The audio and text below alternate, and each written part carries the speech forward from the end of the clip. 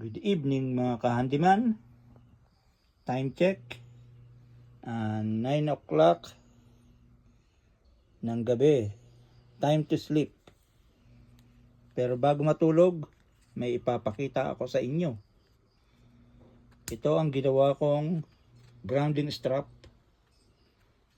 na nakakonect sa isang wire na nakakonect. Ini-snap ko dito sa aking grounding strap na ginawa. Itong wire na ito ay nakakonect sa labas.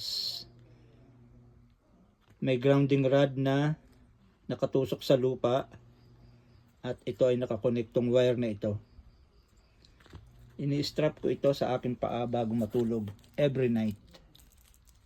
Yan. Merong velcro at ini-strap ko yan sa aking paa ng mahigpit. Yan. Hindi naman kahigpitan. Lumapat lang yung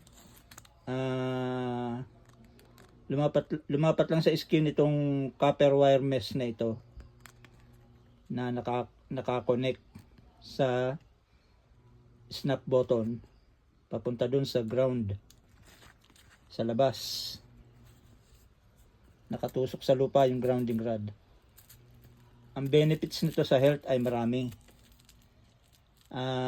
Yung earth natin ay may free electrons, negative charge, free electrons na dumadaloy sa katawan natin at na-neutralize ang free radicals. Ang alam naman natin, ang free radicals ay ay sanhi ng mga sakit natin sa katawan, katulad ng high blood, mga sakit sa puso, cancer. Yan. May iwasan natin ang mga ganong sakit pagka tayo ay naka-ground. Earthing ang tawag dito, earthing. Ako ay matagal ng mga 2 years na akong nagaganito, nag-earthing. Sa loob ng 2 years na yon, bihira na akong dapuan ng sipon. Kung dapuan man ako ng sipon, saglit lang, nawawala agad. Hindi na ako inuubo. Kahit maulanan ako at maambunan, yan ang benefits niyan. Kaya subukan nyo to guys. Maraming benefits ito sa katawan. Yan. Ayan, bago matulog, nilalagay ko yan. Kung gusto niyo magpagawa ng grounding strap, igagawa ko kayo. Message niyo lang ako mga kahandiman.